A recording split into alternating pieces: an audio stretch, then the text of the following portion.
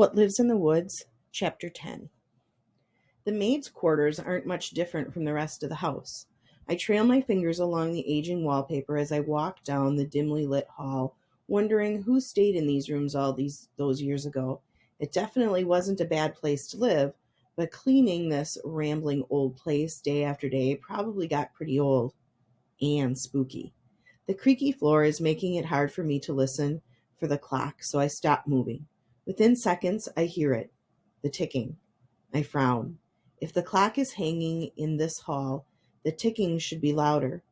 Instead, it's faint again, like the sound is echoing from a room on the other side of the house. How is that possible? I pop my head into each bedroom.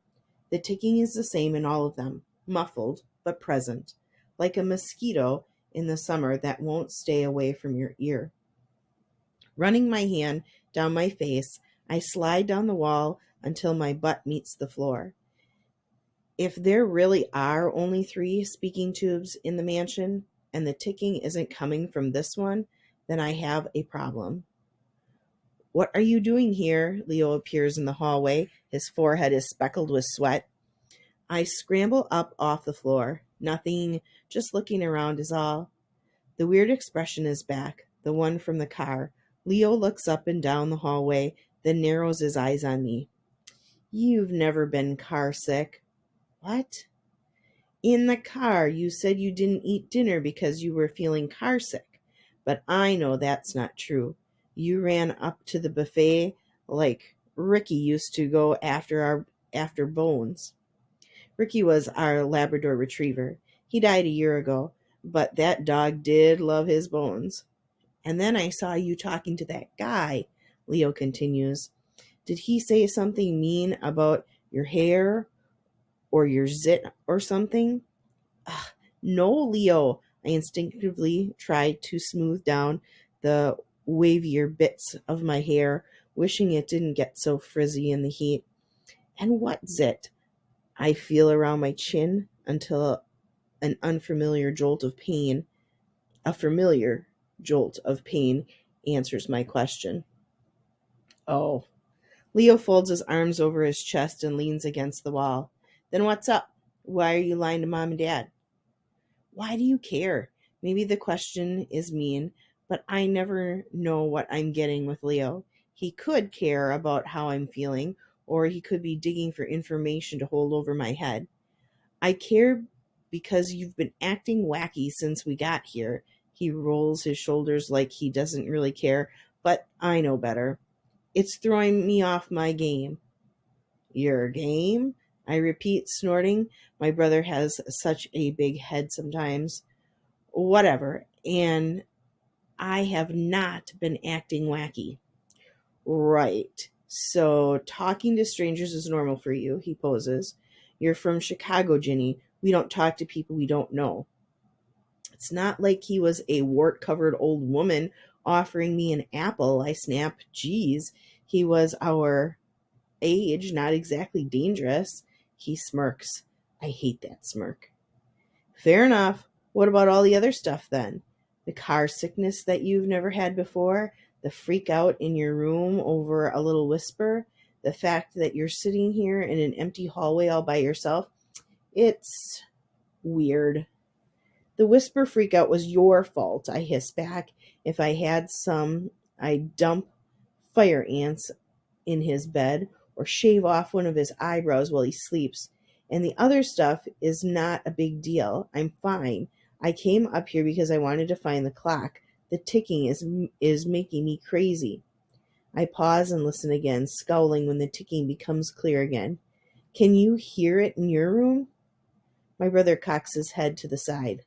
"Clock? What are you talking about?" "The ticking," I repeat, and hold a finger up in the air, hoping he'll take the hint and listen. "Hear that? It's so annoying, and I can't find it to turn it off." "I don't hear anything, Jen," Leo says quietly. My jaw drops. "What do you mean? It's so clear. Tick, tick, tick. It's like the thing is in every room at once. You don't hear that?"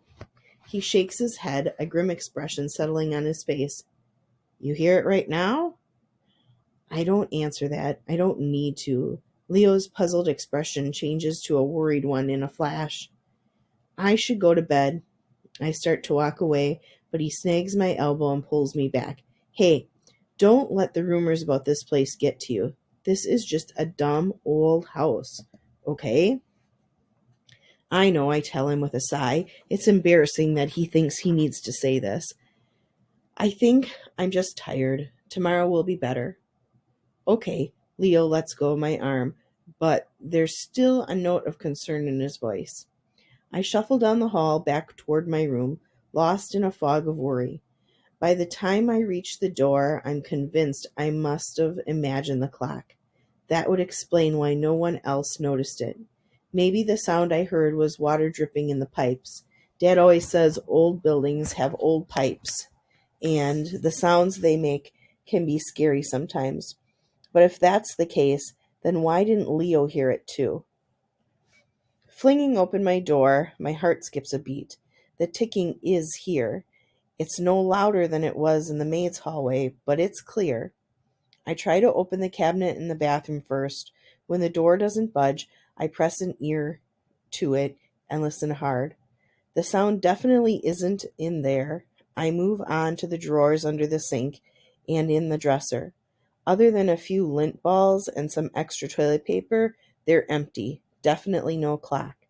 That's when I remember the storage containers under the bed.